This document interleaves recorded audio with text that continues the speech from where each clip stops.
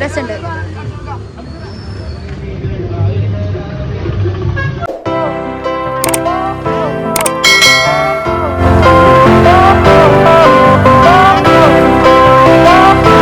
അങ്ങനെ ഞങ്ങൾ ഭക്ഷണമൊക്കെ കഴിച്ചുകൊണ്ട് ഇറങ്ങി കഴിച്ച് തിരിച്ച് വീട്ടിൽ പോകുന്നല്ല കേട്ടോ. ഞാനും സേദീനായാലും കൂടി വണ്ടൂർക്ക് ഉപ്പിലിട്ടതും ഫുൾ ജാർ സോഡൊക്കെ കുടിക്കാൻ പോവാണ് ഗൈസ്.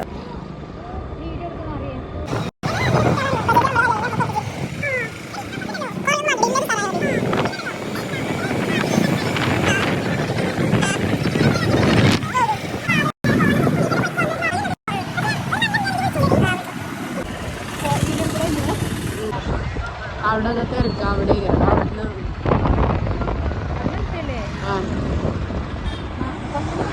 കുറച്ച് വിട്ടെടുക്കാം.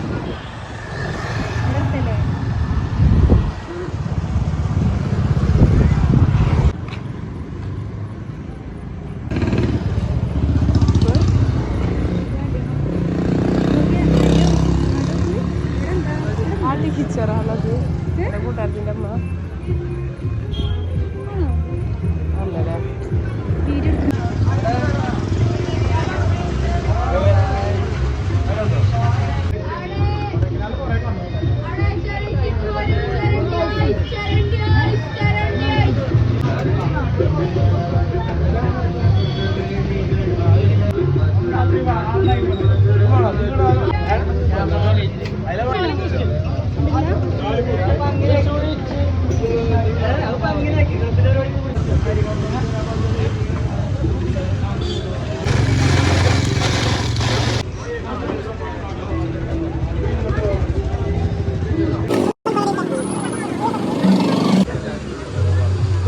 രസമുണ്ട്.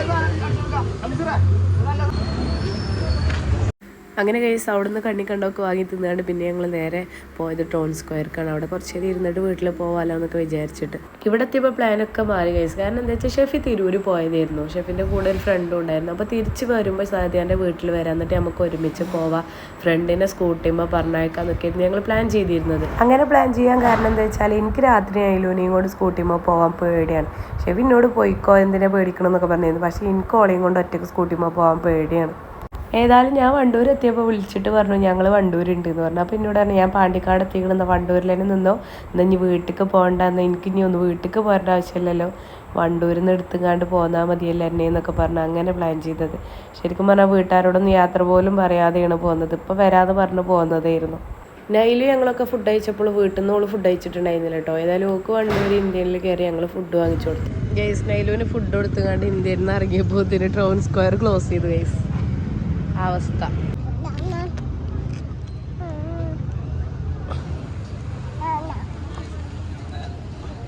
പിന്നെ ഞങ്ങൾ കൊതുകിന്റെ കടിയൊക്കെ കൊണ്ടുപോകേണ്ട ഐസ്ക്രീമും കഴിച്ച അവിടെ ഇങ്ങനെ ഇരുന്നു. സമയത്ത്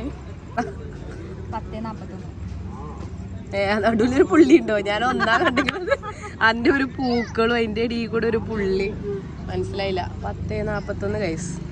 ടൗൺ സ്ക്വയറിലാണ്, വണ്ടൂർ ടൗൺ സ്ക്വയർ.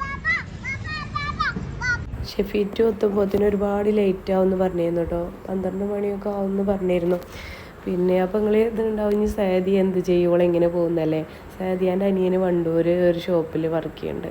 അപ്പോൾ ഷോപ്പ് ക്ലോസ് ചെയ്തുകൊണ്ട് പോകുമ്പോൾ സാദി ഓന് ഒരുമിച്ച് പോവാമെന്ന് പറഞ്ഞുകൊണ്ട് സെറ്റാക്കി വെച്ചിരിക്കുകയാണ്. ഓനിപ്പോൾ ഇതിൻ്റെ തിരക്കായതുകൊണ്ട് തന്നെ ഓന് ഷോപ്പൊക്കെ ക്ലോസ് ചെയ്യുമ്പോഴത്തേന് 12 മണിയൊക്കെ ആവുമെന്നാണ് പറഞ്ഞത്. അപ്പോൾ ഷെഫീറ്റും വരുമ്പോഴത്തേനും 12 മണിയൊക്കെ ആവും. അപ്പോൾ ഞങ്ങൾ 12 മണി വരെ ഈ വണ്ടൂർ ടൗൺ സ്ക്വയറിൽ കിളി വാരി ഇരിക്കിയിരുന്നു. പാണ്ടിക്കാട് എത്തിക്കണെന്നാണ് പറഞ്ഞത്. പാണ്ടിക്കാട്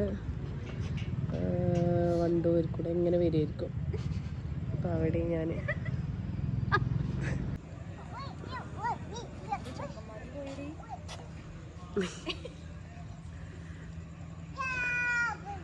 ലൈറ്റ് മൊത്തത്തിൽ ഓഫാക്കൂല്.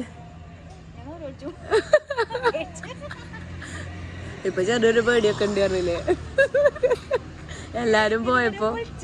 ഇതുവരെ പുളിച്ചാളെ ഇങ്ങനെ നിന്നിട്ടോ. ഇപ്പൊ ചെറിയൊരു പേടിയൊക്കെ ഉണ്ട് പറഞ്ഞില്ലേ. സാബിക്കിന്റെ കടയിൽ പോയി കുത്തിരുന്നാലോ. എല്ലാ ലൈറ്റും ഓഫാക്കാണ്. ഓള് കളിച്ചിണ സമയാണേ, ഉറങ്ങണ സമയം 2 മണിയൊക്കെയാണ്.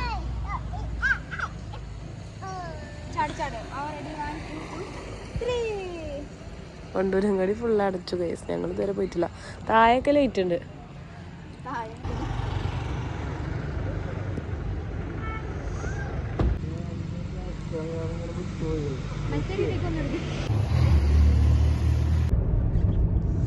അങ്ങനെ ഗൈസ് നമ്മൾ അവിടുന്ന് പോന്നു ഗൈസ്. വണ്ടൂരിന്ന് പോന്നു.